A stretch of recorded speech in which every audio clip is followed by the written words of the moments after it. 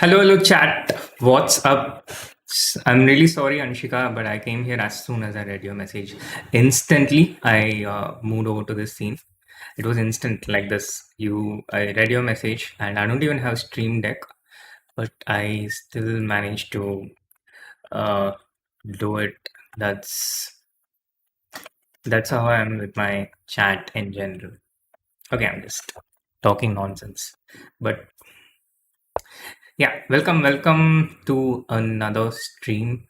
And this time it's just going to be about chess, no prop night. So I'm really sorry to disappoint so many people who came here for prop night. But yeah, it's going to be a full blown chess stream. Never had a reason to apologize to you, Vansh. Cool. So let's have a look at what's happening in Reykjavik. First of all, first and foremost, uh, where is the chess? Where is the chess? Oh wait, I don't have any chess things. It's filled with prop net. Here we go. On one. Yeah. So the game between what happened here? Why is this like this? What changed? Oh, I know what changed. Arey yaar. Why did this change? Yes, sir. It's because I did. Yeah. Okay. Cool. So the game between Mads Anderson and Prague, it ended in a draw pretty quickly at this point. It was a pretty equal position. Let's put on the evaluation bar. And this was a game between Anderson and Prague. Mads Anderson is a grandmaster from Denmark. He's pretty good. He's around my age. And I played him in the World Under 18 Chess Championship in 2012 last. So he's quite good. It ended in a pretty early draw, a double round day. Good result for Prague. The game between Lauren against Gukesh is still going on. It's a pretty interesting question, guys. Shiv, I'm not going to take too long here. I'm also going to sleep. I have an early day tomorrow, a relatively early day. I have a class in the morning, so it's not going to be one of those 3 a.m. streams. But also, anyway, I wanted to check out these games in Reykjavik and Fagernes. So I thought, why not do it with you guys, my beloved chat, my Discord, yes. The game between Lauren and Gukesh is going pretty interesting. So let's flip the board. Let's have a look. Let me try not to look at the computer line. So I'm going to keep my neck really straight so I don't go towards the direction of what the comp is showing. And meanwhile, guys, I want to have a quick update on what's going on in the. Oh, so there's also the game between Fedosiv against Hikaru in the Rapid Chess Championship. It ended in a draw apparently. So that's that. And I do hope the audio is clear, guys. I hope I haven't left any Netflix or YouTube open because I was watching that just before the stream. Imagine if I do that and get uh, obliterated with a copyright strike. Did anyone win versus Shri in the chat versus Discord? Many people did actually. I played pretty badly today. I was not in a great mood, but also people have become better. So credit to where it's due. So knight c5, bishop into a2, and can audience come to watch the Olympiad? I don't think there's going to be a provision for a live audience, but it's pretty far away, guys. See, it's just April. We are just getting started with the organization of Olympiad, and you can imagine the massive amount of things that needs to be taken care of. There are a lot of different things, and all of these things have to be done in like 3 months, which usually takes countries 2 years to put together. So to think of a space now, there is obviously not going to be any space within the tournament hall. Like you can't have a gallery or something because first of all, for anti-cheating measures, no one is allowed inside due to anti-cheating measures. So usually, how a live watching is, there will be a massive screen and there will be a live commentator, and people can sit and watch. That's how a live screening takes place in chess. It's basically the same as YouTube, except people are out there in the real world. So small difference, but YouTube is a lot more fun because, like, for example, I can read this chat here and I can reply to the chat. Imagine this same thing in real life. You can't all go and talk at the same time, right? Shiv won't be able to say this in real life. How will we have this? So for this reason, YouTube is, I think, superior in a few ways when it comes to people watching. Now, when the World Championship in 2013 happened, I personally enjoyed watching it on computer and TV. So I would have this commentary going on on TV with Doordarshan, and with my computer, I'd be sitting with all these different engines and trying to work out things, looking at other commentaries, other chats, and all these things. So I found that experience a lot more fun. Exactly, Garu. Commentators from FIDE, like Anand from the championship. Exactly. That's how it is expected to be. But we'll need time to find space for those things. Um, well, Manpreet, as of now, I'm the Indian team coach. So unless that changes for some reason, these things can happen in general, like, I mean, you thought Virat Kohli was a cricket captain until a few months ago, and then things changed. So in Indian sports, it's pretty interesting in general. Uh, so yeah, where are we?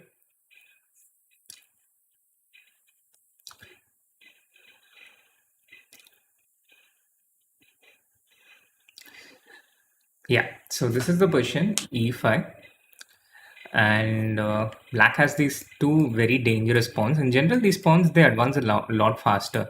White has more pawns on this side and a dangerous attack against black's king, but usually these pawns they advance a lot more quicker. So Gukesh certainly has advantage, but the thing for white is if black makes a slip here, if something bad happens, then you go straight for black's king. Whereas here black wins only a rook at best. Pawn goes to a3, a2, and you get only a rook. But for Gukesh, for his for him, the risk factor is a lot more higher. But in terms of strategic aspect, black is clearly better here because these pawns they have a very clear path forward. It just goes a3, a2. The bishop withdraws back. Queen goes to d8 and attacks this d4 pawn. So for all these factors, black is completely better here. So this is Gukesh's game update. The other game of interest between Hedin against Tania. This looks pretty interesting, guys. Tania has like 10 minutes remaining, and today the game started at 9:30, however later than usual. If it had started at 8:30, then we'd be at the time travel phase, literally the nail biters. But due to this point, here we are. The white knight has gone into h1. This is a bit like a cough, let's say. It's a bad symptom. It means something is wrong with the position. The other knight looks very nice on b6, but what's the point of having all these lovely abs when you're just sick? So that's the reason why the evaluation bar is a bit towards the black side. This knight on h1, not quite in cohesion with this knight on b6 and the other pieces. Now this had to happen. Black kind of forced it by attacking this f2 point, and white had better ways to deal with it, of course, but white didn't go for it. Instead, he went for knight h1, a very strange move in my opinion. And white is really going nowhere with his position. He has managed to get this knight out, and in the future, this knight can come to better spaces. But for now, black is completely fine, and Tania really has to go for it. She has to go for initiative on the king side. It's. It's not a position where you just play safe and you keep things under control. White will eat you alive on the queen side because of all these open lines and all the heavy concentration of heavy pieces. So now knight g5, and h4, and you go bishop into h3 and all the other things, and try and generate a counter attack. So Tania's position is fine, but she has to play well here. She has to find these moves quickly. She has to play well with limited time. And in recent times, she has been a bit nervous around this time trouble point. So this will be her biggest challenge. But if she overcomes this, then it's really a very good sign for both Tania as well as the Indian team, because they will need Tania to be in a good shape. And these over the board tournaments, they really get you in a better shape. I recently realized that it's a lot different looking at things over the board compared to uh, the screen. It made a lot of difference for me personally. And I think it's very similar for people past a certain age. And I think that age is something like 10 or 12. um, even the younger kids, they find the screen space uh, really they find the overboard vision a lot easier compared to looking at things over a screen. So it really makes a lot of difference. You mean like Rider OP Harshvardhan? Yeah, so this is the update on Tania's game. The game of AD, the Beast, against Maria. Maria is a talented young girl from Ukraine. At least, I think she must be around 20 years of age. And for me, that's like really young. I don't know how it's from your perspective. I guess a lot of you are even younger than that chat. But yeah, this is the position. And it's a pretty interesting position. Both the sides have 4 pawns each. Uh, this d pawn is not going to queen because black can easily cover this. But on the other hand, the black pawns are also not advancing pretty quickly. The black pieces are just not moving that quickly. They are still at the base camp. So for this reason, the position is approximately balanced. AD has the white pawns under control, and if only he had something to permanently defend this d8 point, he would be totally better here. But the problem is white does have this counterplay. White does have this d pawn, and this really changes things. It gives white that counterplay. Now, what if white plays something like d7? I would go king e7 here, and this also keeps the position pretty much in balance, like rook d5, and now I will go knight e6. But now c5 and c6, and com says this is really better for black, so for white. So the com says black should go rook d8 and king d6 and take this bishop. This is a very nice trick. Whenever white goes rook d5, you just sit still, and you can also go rook d8 directly and try and threaten this pawn. But the thing is, now black gets stuck in this position. The knight cannot move, the rook cannot move, the king cannot move. So this can get into an awkward tangle for black, and I would be a bit skeptical about going into this if black did not have this resource with king e7 and moving the knight. But black does have this, so black is completely fine. So if d7, then this pawn falls. And if white doesn't go d7, then black has this threat of rook d8 in any case. And it seems like that's how the game is going to continue. This d pawn is likely to fall. White will go and take some other pawn. And in the end, all pawns get exchanged. And it should end in a draw. So this is the problem with chess. Everything gets traded and finally it ends in a draw, even if you have a piece more. That's and Abhimanyu Mishra is completely winning against Eric Rosen. So, well, obviously Abhimanyu is not going to blender this queen, do a Bote's gambit, and go, oh no, my queen. He's just going to move this queen and promote the a pawn, and it will be GG. Yeah, there he goes. I'm a bit surprised that he's still continuing on in this position. Oh, we forgot about Raunak. Raunak has won his game. He had a very convincing win today. So he moves on to 5 out of 7. And look at this pretty final position, guys. Okay, the opponent resigned after bishop d5, but I mean queen in the center of the board, but so well controlled by white. The game is so well controlled by white that black felt so hopeless here and ended up resigning. This was a domination, a demolition job by Ronak. Then Simon Williams drew against Soham Das. Now, Soham Das has been around for quite a while. He's one of those young Indian kids who uh, who is actually a pretty decent player, about 2300. And what's the other game of interest? Abhijit Gupta is playing quite below at the 25th board, but this time he's winning against Jan Zizko.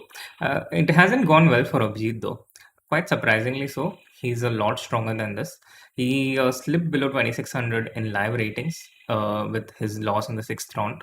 He's at 3.5 out of 6, but I expect him to bounce back. Already, this game will likely take him above the 2600 mark back again. So that's our little roundup of of Reykjavik. Uh, I uh, I think we covered pretty much all the games of the Indian players. Did we miss anything, chat? This is going to be tricky, guys. This is a game between Lauren against Gukesh. I would be very scared if I was black, but on the other hand, Gukesh excels in these very type of positions where he just outcalculates his opponents with his speed. Anukul, I don't have the answer to that at the moment. Why Adiban yesterday drew? I have absolutely no idea. I didn't text him about it because I was not sure how he'd be feeling himself about it. So I didn't want to bring it up. Now, why is Vidit not playing in these tournaments? Well, Vidit's rating is something like 27, 23. And you see the highest rated player in these types of tournaments is way below that. Way, way, way below that. So it's not in Vidit's best interest to play in a tournament like this. Of course, there was a point in Vidit's life when he used to play in these types of tournaments, but he grew past them. He outgrew them. So that's a bit like asking why Virat doesn't play in Ranji Trophy. You know, he played, he went through that, and then he just qualified through it. So that's the reason why uh, people about 2700 they don't play in these tournaments. Now, going to the Fagernes tournament, which which isn't there in Leeches and chess.com and these websites. But here we are. Arjun had a complete demolition in the first round. He started off nicely, knight f3, c4, knight c3. Maybe we'll come back to this. We'll first focus on the live games and the Nihal game in particular. Now, there's no evaluation bar here because it's not listed in the major websites, and I cannot also make moves here. So let's try to explain it without getting too complex or calculation-y.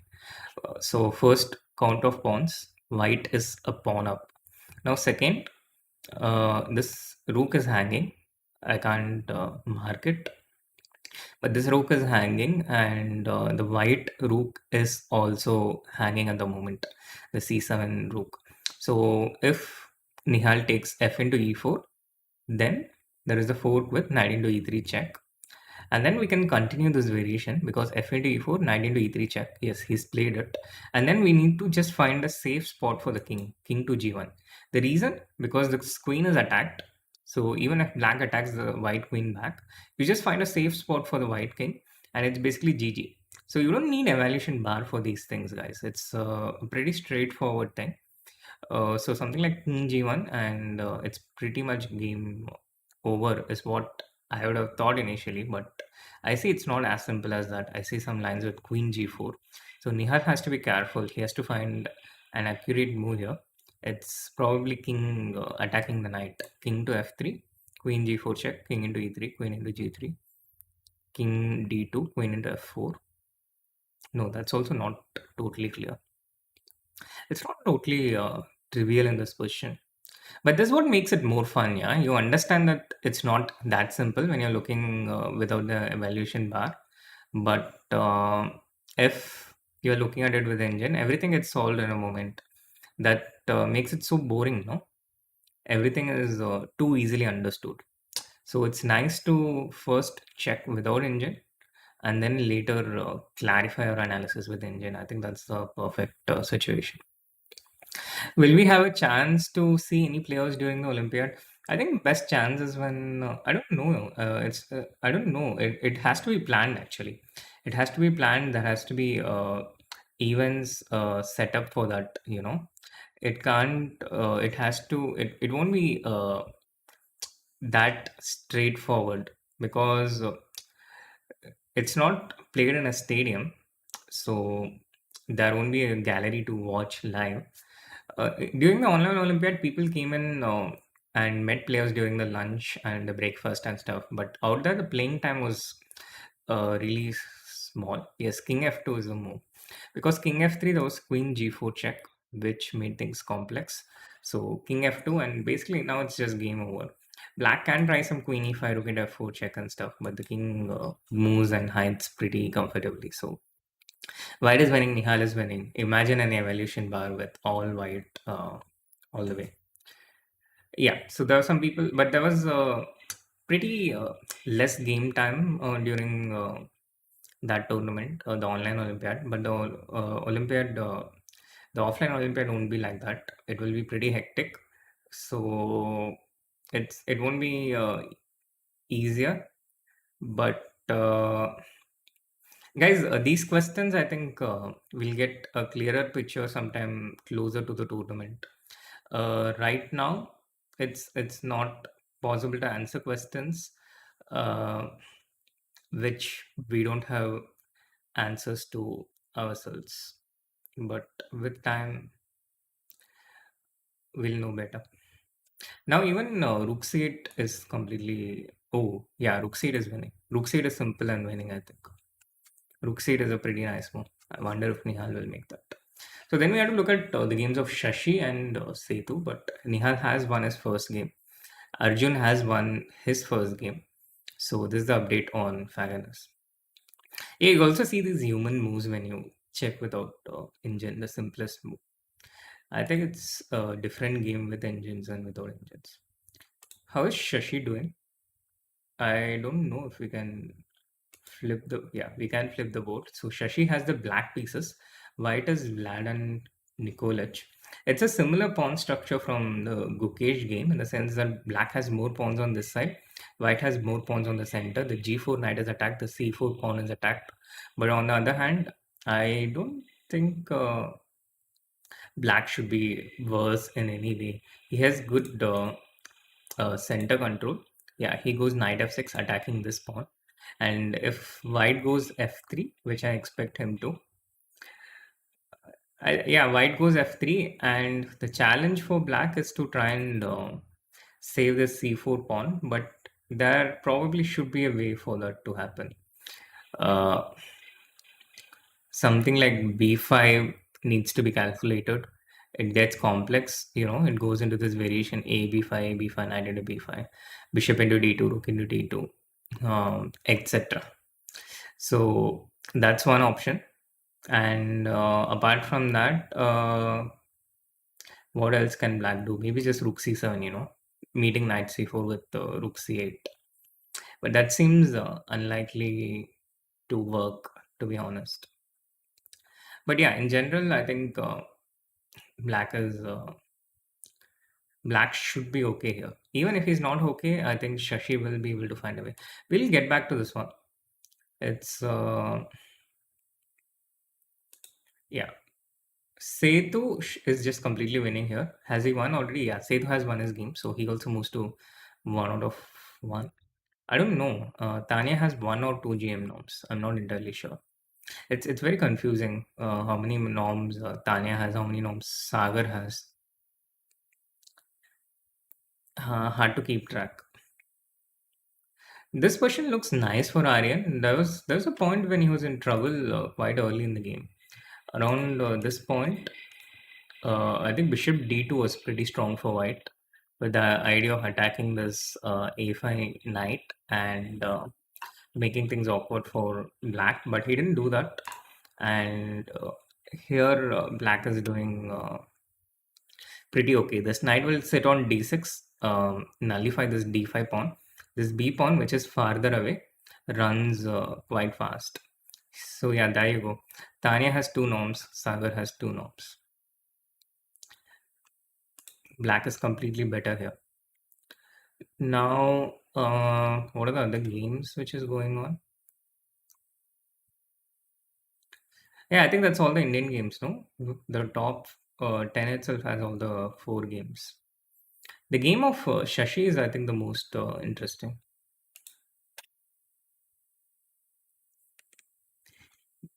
White went bishop f3.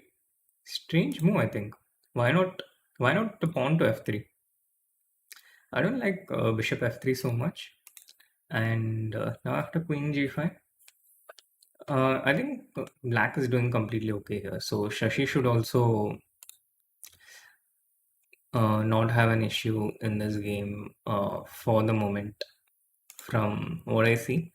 But the position does remain complex. So this is our roundup of Fagernes. A very nice win by. Oh wait, guys! I just checked the evaluation bar and it shows a massive advantage for white. So I'm really sorry that I was wrong. Bishop f3 was in fact the best move by white. f3 was suboptimal because it allows all this counterplay, which I felt was natural. Uh, but yeah, bishop f3, and now after queen g5, it looks like white has multiple options to keep his advantage. Most of them revolving around some h4 and e5 and advancing his pawns. So it is an advantage, but let's see. Yeah, meanwhile, do hit that like button, subscribe to the channel if you haven't. Why is Fagernes not showing on chess results? Because Fagernes has a dedicated website, and not everyone puts their tournament on chess results. Some of them want to have their traffic on their website, and some of them have their own setup. Putting things on chess results definitely makes it easier for them, for the organizers. But some organizers also prefer to be Atmanirbhar. Well, the Arjun Indian game from Delhi Open was a fortress basically, so that's why it showed -4, but it's a draw. If you basically make moves with stockfish in those positions, it will not be able to show you a clear way to win. So that's how you determine if it's a fortress or not, if it's not if it's not a table-based position. Okay, but this game, it I expect it to. There's a massive problem for Shashi actually. The massive problem is that white is coming e5. So normally I would think that Shashi would find a way out of something like this, but here it seems not so easy, guys. Here it seems incredibly tricky. Maybe I can show this on Chess 24 and that will show it better for you guys. And there's also a nice picture of Magnus here. Yeah, so this looks better, yeah. So I can't draw arrows here, but I can move the pieces. And now there's e5 and yeah, bishop is c3, bishop is c3, and Shashi will try and free the d5 square for the knight. So that is why the computer shows such a massive advantage, because white is getting this e5, this knight has to be driven out. White takes over control of the center. He plays bishop to c3 back. There's only 40 seconds, 30 seconds remaining for Shashi. Things are looking bad for Shashi. Well, why do you think Hari is out of form? Well, I think that's a question we should discuss in the Indian team training camp, face to face, and at least for now. So bishop to c3, bishop to c3. Now if b5, then there's still e5. It looks pretty bad for white, for black. He went knight to g4. I should be able to. Yeah, he went knight to g4, but now there's h3 at the very least, and e5 is also pretty nice for white. So I'm not really sure how he's going to be able to uh, come out of this. Normally, I would expect a very strong player to outsmart their first round opponents in any kind of situation. But here it's not as straightforward, I guess. Things have gone bad for things have gone very bad for Shashi. And I got a bit too generic in when I evaluated this question at first. That's because of a bias. Oh, he plays h3. Nikolic plays h3. And who is this opponent? How old is this guy? Nikolic Vladen. Uh, Vladen Nikolic has taught film directing, production, and digital filmmaking. No, that's not the Nikolic we are going for. So he's from Sweden and he was born in 1991. So he's not even like a young kid or something. H3, knight h6. And it is a bit of a literal race for the Indian spot here between Nihal and Shashi. So it will be very interesting to see what happens. Yeah, it is the first game after such a long time, but that's true for half of the people who are playing chess in 2022, you know. Everyone's coming and playing their first tournament after the pandemic. Almost everyone, half of them. So h3, knight h6, and I guess something like e5 is pretty strong here, as shown by the computer. And once this comes around, you can see why this knight is so badly placed here. White will have some knight e4, knight d6 incoming. Bishop at f3, queen at f3, knight f5, knight e4. And it's a fantastic position for white.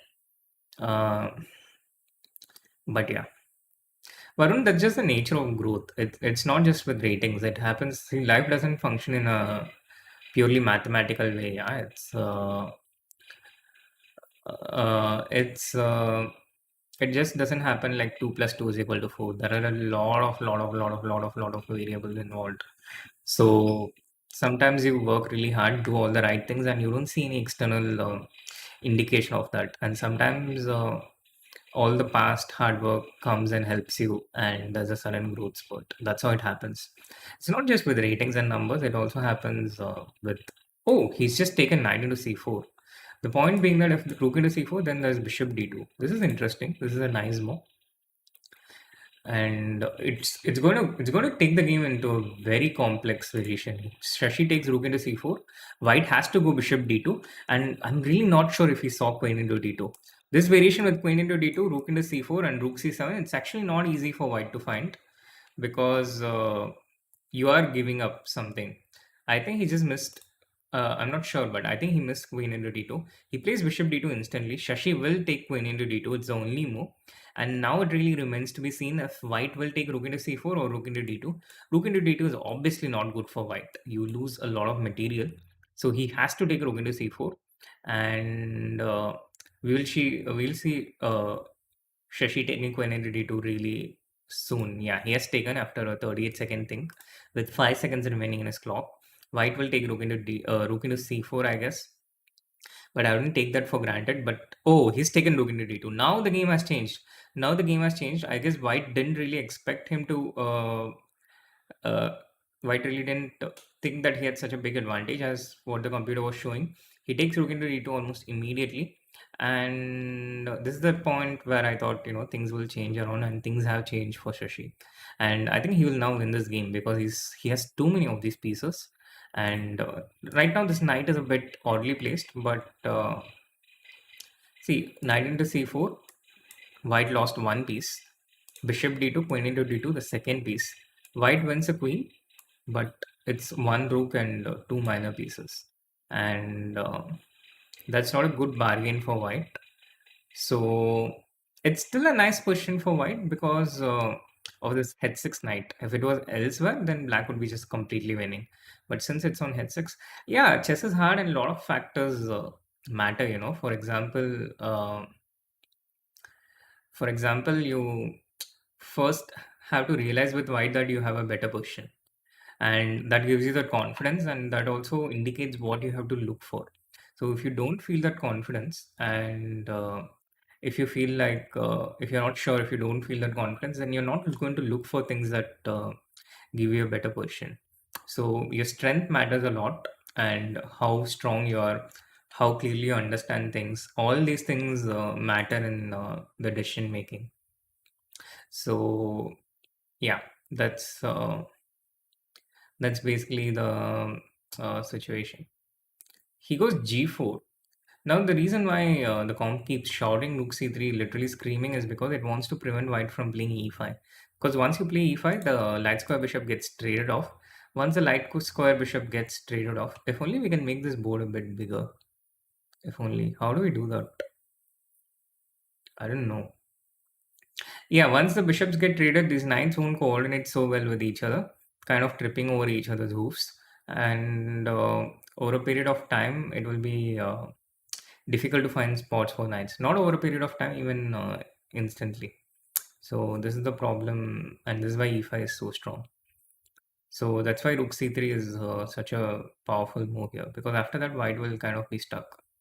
But Shashi goes f6, which also prevents e5, so to speak. Now, white can play e5 anyway, but when your opponent plays f6, it's not instinctive for you to go into this position, which the computer is showing. Bishop into f3, queen into f3, f into e5, and now what? Queen b7 is the move. Yeah, queen b7. This is the key move. So white has to see this, and then he will play e5. But if he's not looking to make it work, then uh, e5 is not going to be easy. Oh yeah, maybe I can zoom in the browser. Wow, but now you can't see the engine lines. Is that okay? Should be okay. VD, I don't expect him to retire anytime soon. I think he's going to be stay there for a pretty long time, unless something massive happens. I expect him to stay at this level for a pretty long time, and it will take a few years for even this amazing juniors to um, go past him. Is Federation providing individual trainers / seconds? Yeah, training camps have been scheduled. Yes, they have been tentatively scheduled, and it's in the works. Yeah, white plays queen g3. I can gradually see black taking over this. So I can gradually see black taking over this with time. All right, guys. So that's, I guess, the update of this tournament. We can get back to this, but let's go back to Reykjavik, have a look at what's going on, and we'll come back here around. Actually, you can stay here till move 40 and then conclude. Yeah, queen g3, bishop into e4. I don't know if white was. No, I think I expect white to implode. I expect white to lose control here, and for things to go down that direction, because that's typically what happens in games between this rating and this rating. You have this very nice position, but under pressure you're not able to take those decisions because you have not been trained at it. Yeah, he goes bishop into e4, rook into e4. He's really imploded here. He's given up everything, all the advantages, all the aces that he had. He kind of gave it up. So the game of Arjun, well, not much to write home about. Arjun had the white pieces, and around this point, he transposed it into the Dugo Tarash with d4. So now this d5 pawn is a weakness, it's an isolated pawn. And with bishop g5, he increases control. And after bishop into f3, bishop into f3, black gets the d4 pawn, but white wins the d5 pawn. And this position is really bad for black because white has this light square bishop, and this d4 pawn is a weakness, and there's also this annoying pin on a g5 d8 diagonal. So queen e5 check, queen to d8, but look at how white's pieces are bossing over on the light squares. It's light squares all the way, light square control. Bishop into d5, and Now Arjun found this really beautiful shot, queen into b7. It's all out there, so I can't quiz you about this, but queen into b7 was beautiful, and gradually white just took another pawn, and Arjun showed no mercy basically. E4 was a cute little move. If black on persons, then there's a discard check with bishop at e3. So e4 was cute, and white just won like this. It was a pretty smooth win for Arjun. Now getting back to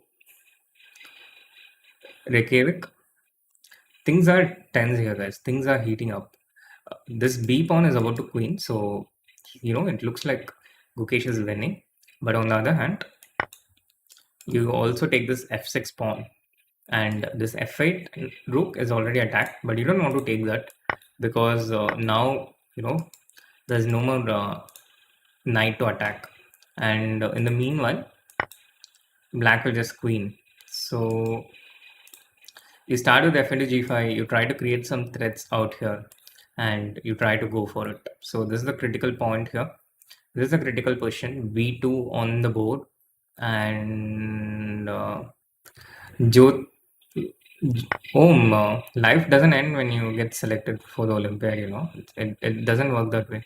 It's not like, oh, I'm qualified to the Olympiad, I'm going to retire from chess, I'm going to just lounge around, wait for the Olympiad to happen. That's not how things work. I don't know where all this pieces sound is coming from, but this is Gukesh's question. Now we'll have a quick look at Tania's game, which should also be in the time trouble zone, and it looks like she has passed this test with flying colors. B7 pawn is attacked. It's her last move before the time control.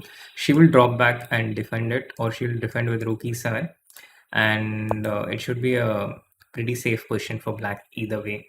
So Tanya is doing all right.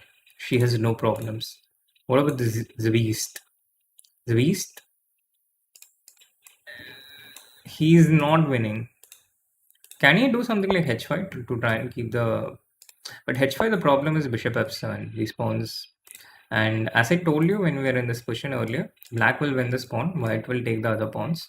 All the pawns will get traded, and it's likely / expected to end in a draw.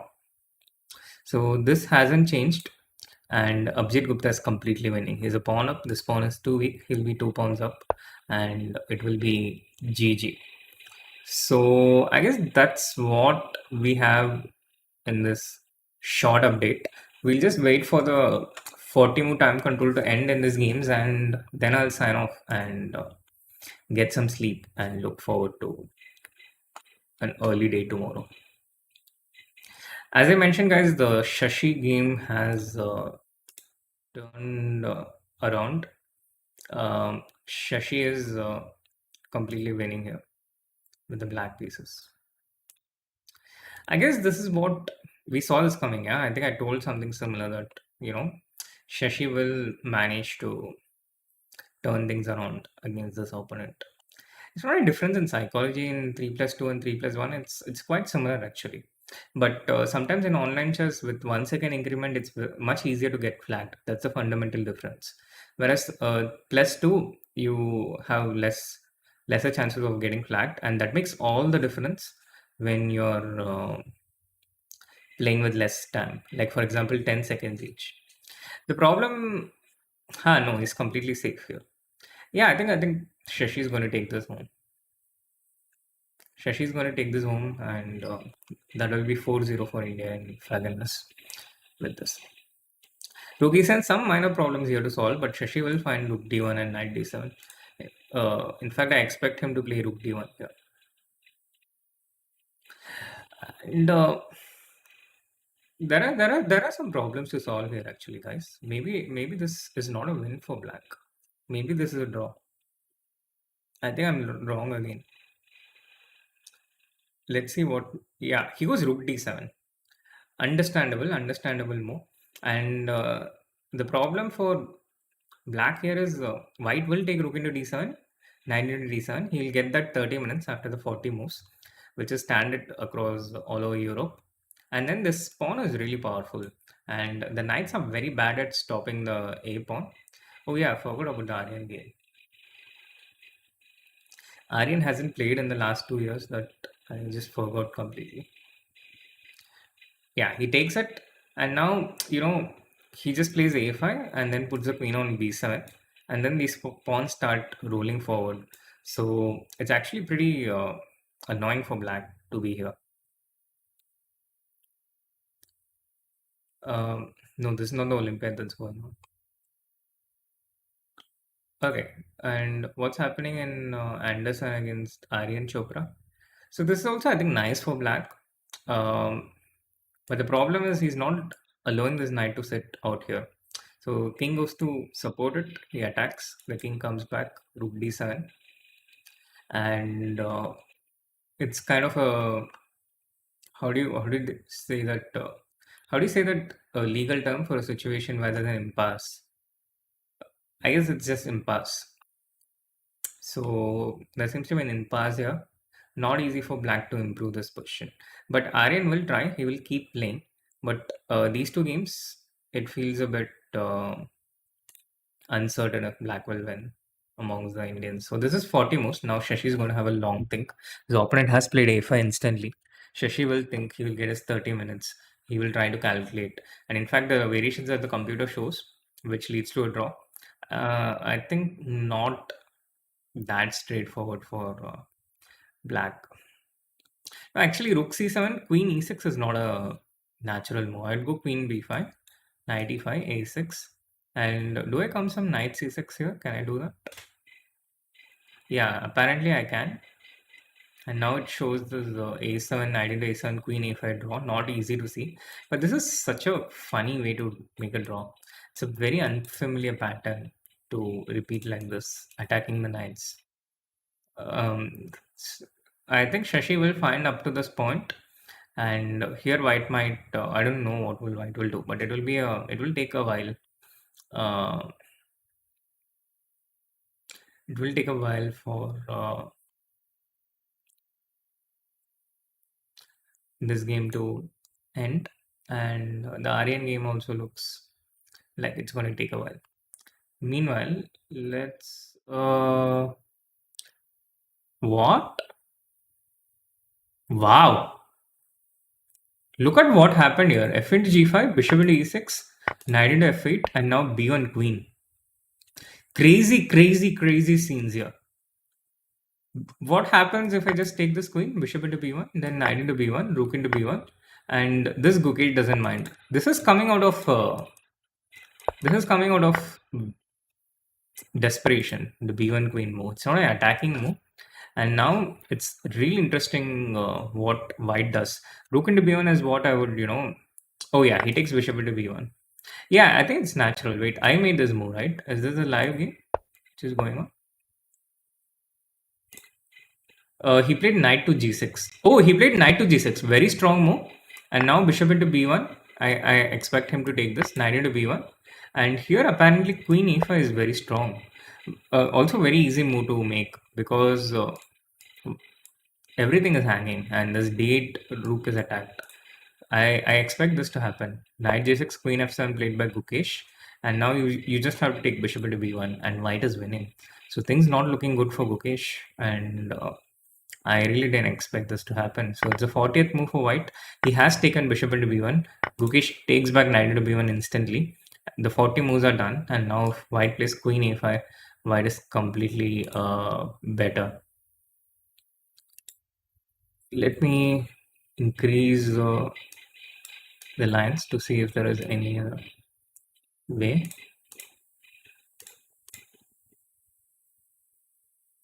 No, I press go deeper, which is a mistake.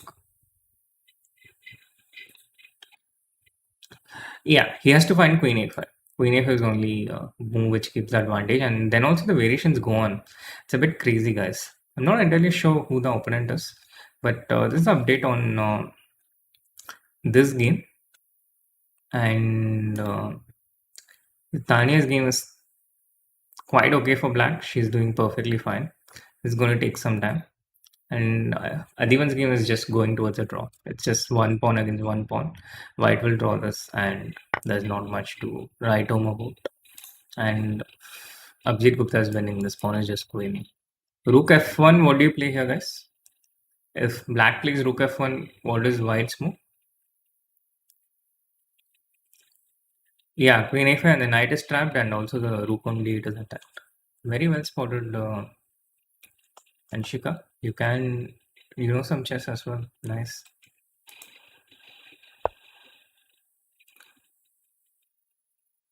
Yeah, whatever he does, let's say I go king d4, rook d1, king c3, and then finally after king b2, there's rook f1. What does white do after rook f1? Excellent, Amrit. Yeah, f7 wins. This is the motive to know here. f7, rook into f7, there is rook a7 check. So black can never capture this, and after f7 you go f8 queens, and it's GG. So that's about it, guys. That's the roundup for today. It's pretty late here. I promised myself that I will end the stream at 1, but it's 1:10 already. 8 is not winning, Pranjali. I'm really sorry to disappoint you. But I guess that's about it. That's today's roundup of these tournaments in Reykjavik and Fagernes. And there's not much of standings to show about Fagernes because right now it's just the first round out there. But in Reykjavik, this is the scene. Yeah, this is the scene in Reykjavik after round 7. Let's go to the India specific. Gukesh is at 4.5, but he's having a bad position now. Adiban will also go to 4.5 with a draw in this game. Ronak has moved up to 5 points, but not a great tournament so far. And Prag has 5.5. He's doing fine. He's also increasing some rating. Abhijit Gupta will move to 4.5 with his win right now, which is expected to happen any moment. Tania is in a position where she shouldn't really be losing, so I think she can move. I expect her to move to 5 points. And Vardhan Nagpal, we didn't really cover his game today. Soham Das drew against Simon Williams, and that's our roundup. And in Fagernes, it's basically Arjun won, Nihal.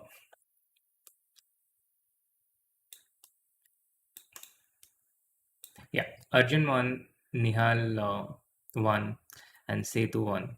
Shashi and Aryan are their games are going on, not looking great in terms of them winning today, but they I think they will be fighting for 2 results. So that was today's update in from Reykjavik and Fagernes. I'll try to do this every day in the coming times unless I'm really busy. A short 30-40 minute update at around this time, 12:30 and 12:15 around this time. Maybe a bit earlier tomorrow because the game started a bit earlier. Today it started late because it was a double round day in Reykjavik, but maybe a bit earlier as we go towards the last 2 rounds. And yeah, thank you so much for tuning in so late at night, unless you're watching this from USA or Canada. Thank you so much, guys, and see you all really, really soon on a Prop Night stream. Bye bye.